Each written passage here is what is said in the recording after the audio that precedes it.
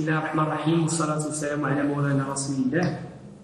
Dans le cadre de l'approche adoptée par le ministère de l'Enseignement supérieur, cette séance s'inscrit bien évidemment dans une perspective de citoyenneté afin de garder et de pérenniser le lien entre étudiants et professeurs suite aux événements qu'on connaît tous et en particulier notre cher pays. Donc, cette séance sera dédiée au droit pénal spécial, une matière assez riche et plus ou moins technique que théorique. Le droit pénal spécial a pour objectif l'étude des incriminations qui sont prédéterminées, préparées par le législateur et qui sont susceptibles de troubler l'ordre public. Bien évidemment, le droit pénal spécial prend dans chaque incrimination du catalogue législatif de façon particulière, individuelle, pour en préciser sous la lumière, bien évidemment, des grands principes qui lui sont offerts par le droit pénal général. En premier lieu, on va essayer de déterminer la nature de chaque infraction de façon particulière, c'est-à-dire on va déterminer la définition de la base légale, la définition et la base légale de l'infraction. Deuxièmement, les éléments constitutifs, à savoir l'élément matériel et l'élément intentionnel. Troisièmement, le régime juridique du point de vue de la procédure et du point de vue des peines applicables. Si on se réfère au code pénal marocain, le législateur a mis en place tout un catalogue d'infractions qui se différencient les unes des autres. Alors c'est ainsi on trouve des infractions contre les biens, des infractions contre les personnes, des infractions contre l'ordre familial et les mœurs, des infractions portant atteinte aux libertés et aux droits garantis aux citoyens, ainsi que des infractions comme autres qui touchent et qui portent atteinte à la sûreté de l'État. En ce qui concerne notre chapitre d'aujourd'hui, on va essayer d'aborder les infractions contre les biens. En se référant au chapitre 9 du livre 3 du Code pénal marocain et intitulé « Les crimes et délits contre les biens ». Et ça va de l'article 505 jusqu'à l'article 607 du Code pénal. Et on distingue deux types d'infractions. Des infractions par appropriation frauduleuse et des infractions autres, ce qu'on appelle des catégories résiduelles, à savoir le blanchiment d'argent, le recette et la non-justification des ressources. En ce qui concerne les atteintes par appropriation frauduleuse, il s'agit d'un type d'infraction dont la personne, c'est-à-dire la victime, il est dépossédée au profit d'une autre personne qui est l'auteur de l'infraction. Ainsi, le droit pénal, il regroupe ces appropriations autour de trois grandes catégories, à savoir le vol, l'escroquerie et l'abus de confiance. Ces infractions sont accompagnées par d'autres infractions dites infractions voisines et qui en sont rapprochées à raison de leur ressemblance avec les premières. Si on remonte l'histoire, en droit romain et sous l'Ancien Régime, il n'y a pas cette division en trois catégories. Tout ce qui existait, c'est existait l'infraction de forfaiture, infraction qui s'appliquait à l'ensemble des appropriations frauduleuses sous toutes leurs formes.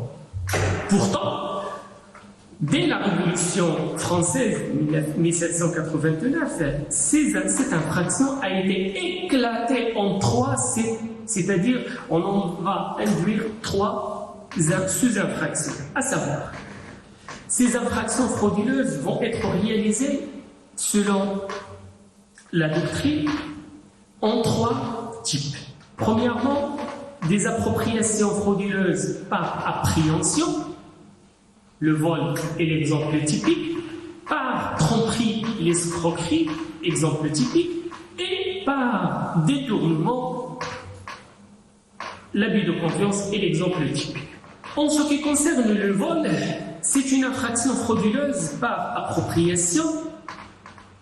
Cette appropriation, il est relative à une chose qui se trouve en possession d'une autre personne qui est la victime et il correspond à deux situations qui ont eu une caractéristique commune, à savoir une appropriation par soustraction, c'est-à-dire le vol, une appréhension par extorsion, c'est l'extorsion proprement dite, et le chantage. On va essayer d'aborder tout d'abord le premier type de ces infractions par appréhension, ce qui est le vol. Le vol qui est défini par l'article 505 du Code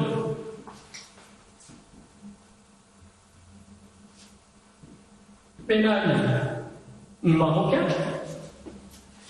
Suite aux dispositions de cet article-là, qu'est-ce qu'il dispose? Il dispose que le vol est la soustraction frauduleuse de la chose d'autrui. Donc, à partir d'une lecture de cet article-là, qu'est-ce qu'on déduit? On déduit que le vol il est lié à une action qui est la soustraction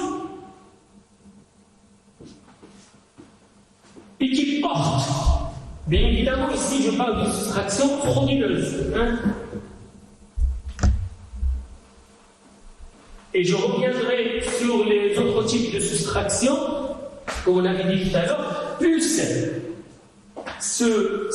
acte de soustraction frauduleuse qui porte sur la chose, et la chose là, remarquez que j'ai mis la chose en majuscule, c'est parce que ça ne reflète que le caractère général et abstrait de la règle de droit sur lequel je vais revenir pour bien expliquer la notion et l'acception de la chose. Et bien évidemment, il nous faut une troisième partie afin de conclure l'infraction de vol qui est autrui. Autrui, ici c'est la victime.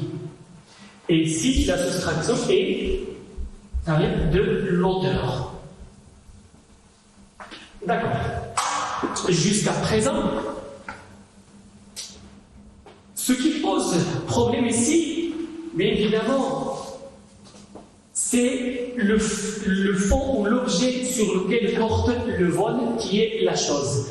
Donc, les éléments constitutifs de vol, c'est ainsi, sont les biens qui doivent avoir la qualité de la chose et qui doivent appartenir à autrui, c'est-à-dire ici, c'est les biens. Quelque chose, c'est les biens d'autrui. Donc, pour matérialiser le vol, il faut que ce bien, il y a un déplacement de ce bien d'une personne A et entre A et B. Donc ce déplacement, c'est que la personne, c'est-à-dire la victime qui est en possession, va être dépossédée, ici, dépossession.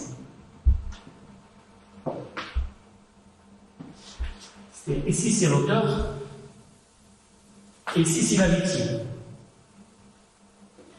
Donc, c'est le schéma qui matérialise le vol, c'est-à-dire le vol, il porte sur une chose qui reflète les biens appartenant à une personne victime, et cette chose-là va se déplacer de la victime vers l'auteur avec une dépossession et une soustraction frauduleuse.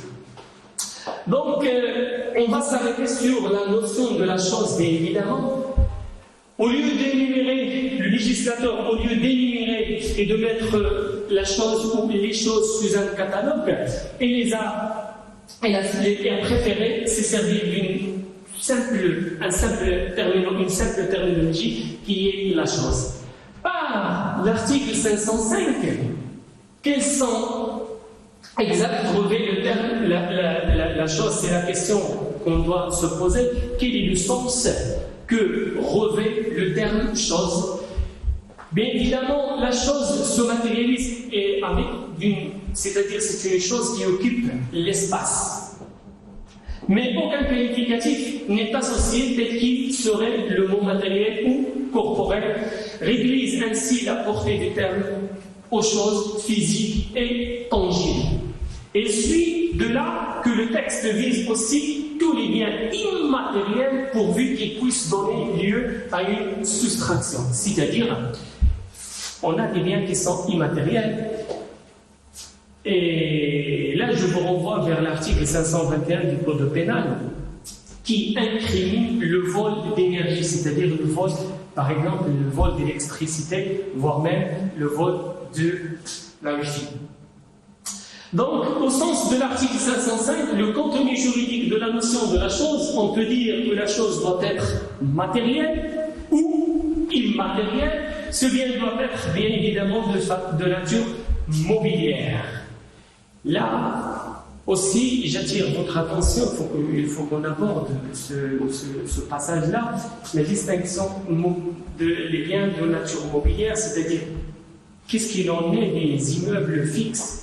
Ces immeubles fixes ne sont pas protégés contre le vol, car la soustraction de toute chose suppose la mobilité. Ici, comme je l'ai dit, comme je vous l'ai dit tout à l'heure, ici c'est la dépossession, c'est la mobilité et un déplacement de la chose. Un déplacement de la chose. Donc, or, c'est par des moyens différents que les immeubles sont garantis. Par exemple, un bris de clôture, et sur le plan civil, on va à des actions possessoires et actions en revendication. Ceci étant, on peut parfaitement voler le titre d'une propriété d'un immeuble. On peut voler un testament. De plus, en droit pénal, la notion de meuble ne correspond pas à celle du droit civil, car en droit pénal, tout peut être volé, quelle que soit sa condition juridique au moment qu'on peut le déplacer. C'est-à-dire, là, le législateur, il a attaché le vol de la chose à un déplacement, à un détachement de cette chose. Donc, pour conclure cette partie relative à la notion de la chose, en droit pénal, la notion de meuble ne correspond pas au droit civil, car immeuble que ce qui est être transporté, et les immeubles soit par destination, c'est-à-dire tout ce qui est bétail, machine, c'est-à-dire une machine qui est attachée au sol dans une usine. Est-ce que dès qu'il y aura un déplacement de cette machine au profit d'une personne qui l'a déplacée dans un cadre d'une soustraction frauduleuse, est-ce que c'est un vol ou pas un vol? À savoir que la machine, elle était attachée au sol. Oui, ça peut être un vol pour la simple raison, c'est parce que dès qu'on la détache, il suffit juste de la déplacer. Ou par nature, c'est-à-dire tout ce qui est récolte, arbre, récolte, gravier, dès qu'ils sont détachés de l'immeuble principal. Une personne qui vient et qui se sert de façon frauduleuse de la récolte d'un jardin. Ce sont des choses qui peuvent parfaitement être volées, bien évidemment. Donc, ce qu'on doit préciser aussi, au-delà de la notion de la chose, c'est que la possession de cette chose, par une personne, c'est ce qui va nous renvoyer sur la propriété d'autrui. Donc l'appropriation à autrui induit qu'il ne peut y avoir de vol de sa propre chose, c'est-à-dire quelqu'un qui possède un téléphone, il ne peut pas voler son propre téléphone, sauf en cas de cas, et ça je vais revenir sur cette petite parenthèse. Ou d'un être humain, par exemple, on ne peut pas voler un être humain, c'est à savoir que l'abolition de l'esclavage, ça fait si longtemps qu'il a été aboli. On ne peut pas séquestrer une personne. D'accord? On ne peut pas voler, par contre on peut séquestrer une personne, on ne peut pas voler une personne, par contre on peut le kidnapper. L'appropriation doit être effective, à contrario, toute chose non appropriée ne peut faire l'objet d'un vol. Il y a des choses son maître qui n'a jamais été approprié, à savoir le gibier et le poisson. Quelqu'un qui pêche dans un lac, on ne peut pas lui dire que vous êtes en train de voler du poisson, sauf si ce lac il est destiné à être une réserve naturelle ou une propriété qui est évidemment privée. Les choses abandonnées que leurs propriétaires ont définitivement délaissées, quelqu'un qui sort, qui pose quelque chose juste à côté de la maison, une télé, un canapé, et si moi je passe et je le prends, est-ce qu'il est considéré comme vol ou non? Non, il n'est pas considéré comme un vol. Pourquoi? C'est parce que son propriétaire l'a abandonné. C'est-à-dire la chose qui a été déplacée et se retrouver à l'origine son propriétaire. Notez bien, évidemment, qu'il y a une difficulté à distinguer les choses abandonnées et perdues. La distinction est en fonction des circonstances de la découverte de la chose et des caractères de celle-ci. On présume que la chose de valeur n'est pas abandonnée, mais elle a été perdue. Cette notion d'abandonner et d'être abandonné et d'être perdu, ça pose un débat philosophique en matière juridique, et la doctrine a estimé qu'on ne peut présumer que la chose de valeur n'est pas abandonnée, mais toujours qu'elle a été perdue. Le vol aussi des choses qui sont indivises. Voir un co-héritier qui soustrait des objets de succession laissés par le défunt. Par exemple, quelqu'un qui décède, une maman qui décède et qui laisse des bijoux de côté, par exemple, des bijoux en or, et il y a des héritiers qui vont prendre une partie, qui va se servir d'une partie de ces bijoux sans informer les autres héritiers. C'est un vol, bien évidemment. Le copropriétaire qui s'approprie les fruits d'un immeuble individu, s'il est vrai que l'indivisaire a un droit sur la chose, c'est sous la réserve, bien évidemment, des droits concurrents des autres copropriétaires, sinon il y a vol si la chose est indivisible. Si on imagine dans une résidence et qu'il y a des arbres fruitiers quelque part, est-ce que moi, en tant que locataire ou propriétaire dans cette copropriété, est-ce que j'ai le droit de m'en servir? Je n'ai pas le droit de m'en servir, et si jamais je m'en sers, c'est une soustraction à façon c'est un vol, sauf avec permission et autorisation des autres copropriétaires. Donc la soustraction de la chose indivise est un vol. On n'a pas le droit de se servir de quoi que ce soit qui est indivise sans l'accord des autres personnes qui ont droit. Jusqu'à présent, on a abordé le premier point qui est relatif à la définition légale du vol, selon l'article 505 du Code pénal marocain, et par lequel on a déterminé la notion soustraction frauduleuse. On a bien défini la notion et l'acception de la chose. Je vous remercie.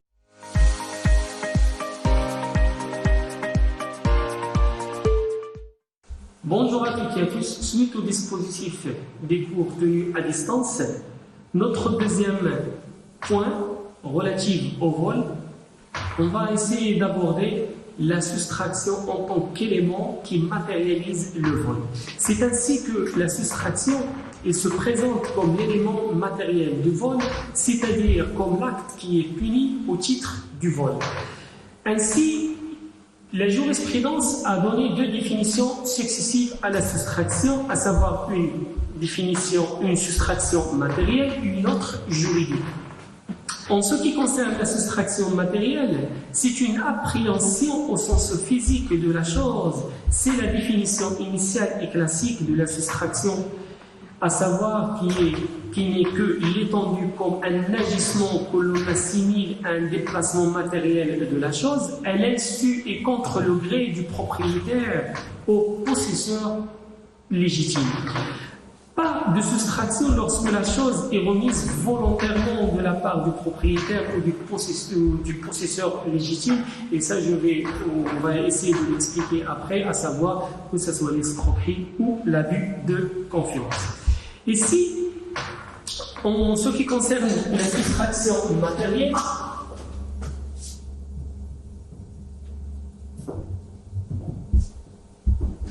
matériel. On va essayer d'imaginer deux cas de figure, à savoir une remise volontaire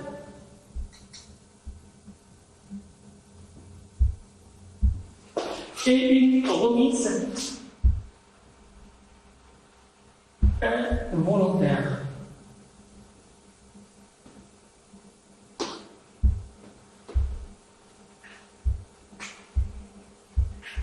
Donc, pour la remise volontaire de la chose, il écarte toute idée de soustraction, même si le fait par erreur est celui qui conserve ce qui a été remis n'est pas coupable de vol. Tel est le cas par exemple d'un client qui conserve la monnaie rendue par une hôtesse de caisse par erreur, bien évidemment.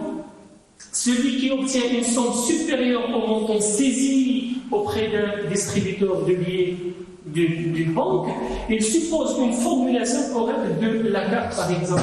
Ici, une remise volontaire n'est pas considérée comme un vol. Alors, qu'est-ce qui en est d'une remise involontaire? La remise involontaire de la chose, c'est lorsqu'elle émane d'une personne dont la volonté n'est pas tout à fait libre et consciente, soit lorsqu'il a été provoqué par son bénéficiaire. Si remise involontaire égale un vol. Ainsi, l'incrimination pour vol, lorsque la personne profite de la situation pour se faire remettre des choses par une autre personne dont le consentement n'est pas total conscient, soit parce que trop jeune agit sans discernement, soit par ses facultés intellectuelles ou mentales qui sont altérées par l'âge ou une personne en état d'ivresse. Alors que l'incrimination pour escroquerie, lorsque la remise est involontaire, est provoquée par une manœuvre destinée à induire la victime en erreur. Alors que la soustraction juridique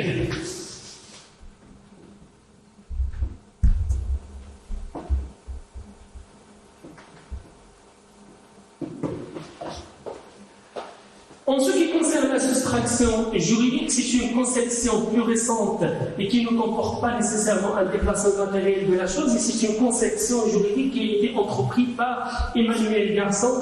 Ce dernier est le premier à avoir défini la soustraction juridique, non plus comme un agissement, mais comme un résultat qu'il entend comme une usurpation de possession. La soustraction par maniement juridique alors consiste à usurper une possession qui ne lui était pas transmise. Exemple, c'est le fait par exemple de franchir la barrière d'une caisse au sein d'un Exemple, c'est le fait de franchir la barrière de la caisse avec des marchandises dissimulées ou non déclarées constitue un vol. Ne pas permettre, par exemple, ne pas remettre un portefeuille confié à un ami par celui qui a les bras encombrés de commissions, si on ne lui rend pas son portefeuille, c'est un vol. Et si on dissimule de façon volontaire ou involontaire des marchandises dans un caddie, qu'on dépasse la barrière de la caisse, de l'hôtesse de caisse, il est constitué ainsi comme étant un vol. Le défaut de paiement de la chose au vendeur, par exemple, c'est la remise d'une chose et soumise au paiement immédiat entraîne une usurpation, donc une soustraction. Le troisième point, il sera relatif à l'intention frauduleuse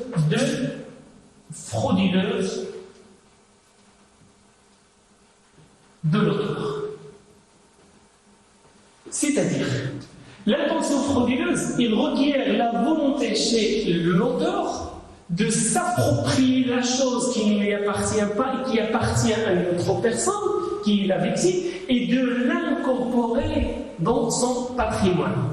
Ainsi, l'intention est fait l'objet de deux concepts dont le second a été adopté pour élargir le domaine d'application du premier, à savoir l'intention d'appropriation et l'intention de se comporter en tant que propriétaire. Est-ce que cela suffit à réaliser l'élément intentionnel du vol? On ne regarde plus l'appropriation de la chose, on est passé de la victime à l'auteur, c'est-à-dire ce qui nous intéresse ici, c'est l'acte de possession au début, la possession qui est de la victime. Pour conclure, est-ce qu'il a suffi à réaliser l'élément intentionnel à partir du fait de s'approprier et d'incorporer la chose au patrimoine de l'auteur? On ne regarde plus l'appropriation de la chose, mais ce qui nous intéresse ici, c'est le fait de possession, dépossession. Donc, dès qu'il y a des possessions, avec une intention frauduleuse, c'est qualifié en tant qu'acte de vol. Quatrième point qu'on va essayer d'aborder, c'est le régime répressif. Le régime répressif, c'est-à-dire quelles sont les sanctions qui accompagnent l'infraction du vol. Selon l'article 505 du Code pénal marocain, il prévoit 1 an à 5 ans d'emprisonnement et une amende de 200 à 500 dirhams l'auteur d'un vol ordinaire. Le vol simple, on parle des petits larcins aussi, c'est un délit de police et il est puni d'un emprisonnement d'1 mois à 2 mois, à 2 ans plutôt, et d'une amende de 200 à 500 dirhams. Alors que les vols qui sont commis avec une ou plusieurs circonstances aggravantes est qualifié de crime et est puni de 5 ans de réclusion à la réclusion perpétuelle, et certains vols d'une infime importance sont qualifiés de contravention. À titre d'exemple, le maraudage, le cueillette et consommation sur place de fruits d'autrui, la peine est de 10 à 200 dirhams. En ce qui concerne les circonstances aggravantes, on va distinguer deux types de circonstances aggravantes, celles qui sont liées à la personne, à savoir la récidive, et ce qu'on appelle les circonstances aggravantes réelles, à savoir qu'elles sont attachées au temps du vol, le lieu du vol, la qualité de l'auteur ainsi que le mode d'exécution. Le fait de voler la nuit, c'est pas pareil que de voler le jour. La nuit, il est considéré en tant que circonstance aggravante. En ce qui concerne les circonstances aggravantes réelles relatives au temps du vol, à titre d'exemple, la nuit, et je vous renvoie à l'article 509-510 qui est associé à d'autres circonstances, à titre d'exemple, l'effraction, l'escalade, l'usage de faux clés ou même de violence. La qualité, article 510, alinéa 5, les accidents, les incendies et les inondations sont considérés comme circonstances aggravantes liées au temps du vol, de l'infraction. Le lieu, bien évidemment, du vol, il constitue aussi une circonstance aggravante, c'est les maisons habitées, les chemins, les routes et les pistes. En ce qui concerne la qualité de l'auteur aussi peut être considérée par la justice en tant que circonstance aggravante, c'est-à-dire être salarié ou domestique. Le mode d'exécution, bien évidemment, il constitue une circonstance aggravante assez particulière. Et à titre d'exemple, c'est le fait, par exemple, de voler à main armée. On va avec une pluralité d'auteurs où l'emploi de véhicules, effraction, escalade, violence, menace, usage de faux titres, usurpation de fonction. Tous ces modes d'exécution sont considérés en tant que circonstances aggravantes. Qu'est-ce qu'il en est ainsi des circonstances atténuantes? Il n'y a pas de vote entre époux, article 534 du Code pénal marocain. Alors, qu'est-ce qu'il en est des circonstances atténuantes? Il n'y a pas de vol entre époux, selon les dispositions de l'article 534 du Code pénal marocain, n'est pas incriminé le vol commis par les ascendants au préjudice de leurs descendants, et le vol qui est commis par les descendants au préjudice de leurs ascendants.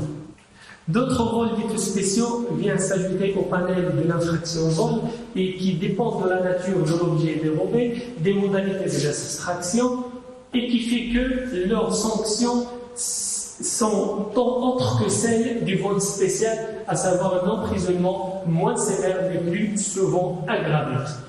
Et à titre d'exemple, ces vols spéciaux, par exemple, c'est le vol d'animaux dans les champs, et ce qui est disposé par l'article 517, le vol des récoltes détachées du sol, les vols des récoltes non détachées aussi, le vol de l'électricité dont je vous ai parlé, la première séance suite à l'article 521 du Code pénal, la disposition frauduleuse d'une succession, de détournement d'objets saisis, et j'en passe. En ce qui concerne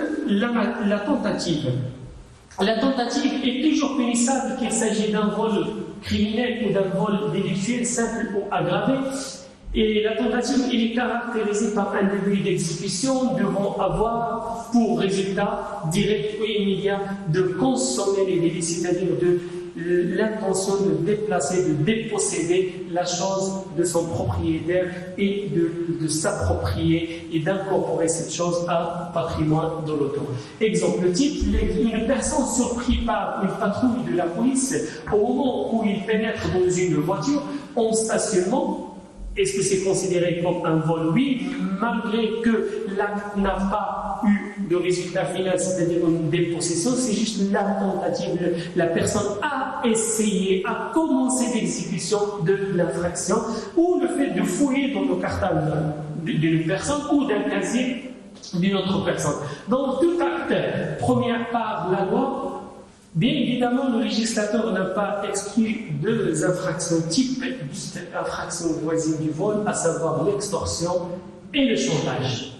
En ce qui concerne le régime répressif de l'extorsion, c'est la réclusion de 5 à 10 ans selon les dispositions de l'article 537 du Code pénal marocain et ou une interdiction facultative des droits de l'article 40 du Code pénal marocain d'une durée de 5 à 10 ans peuvent être additionnés à la peine principale. En ce qui concerne l'élément constitutif de l'extorsion, il est relatif à l'objet sur lequel porte l'extorsion, les moyens d'action et l'intention du coupable. En ce qui concerne le chantage, il est défini par l'article 538 du Code pénal marocain en tant que toute menace de révéler ou d'imputer des faits de nature à porter atteinte à l'honneur ou à la considération d'une personne, soit pour l'obtention d'une signature ou un engagement ou une renonciation, soit la révélation d'un secret, soit la remise de fonds, de valeur ou d'un bien quelconque. Et l'élément constitutif de cette infraction, le chantage d'une infraction voisine du vol, il est relatif à l'objet sur lequel porte le chantage, à savoir et les moyens d'action ainsi que l'intention du coupable. En ce qui concerne le régime répressif de cette infraction, le chantage est puni d'un an à 50 ans d'emprisonnement puis d'une amende de 200 à 2000 dirhams avec une interdiction facultative de droit de l'article cité à l'article 40 du Code pénal d'une durée de 5 à 10 ans peuvent être aussi additionnés à la peine principale. J'espère que j'ai pu vous apporter un minimum de clarification afin d'élucider le maximum possible des normes qui sont relatives à l'infraction du vol. Je vous donne rendez-vous la semaine prochaine afin de conclure notre cours et qui sera relatif et dédié aux appropriations frauduleuses par tromperie et par détournement, à savoir l'escroquerie et l'abus de confiance. Je vous remercie de votre attention.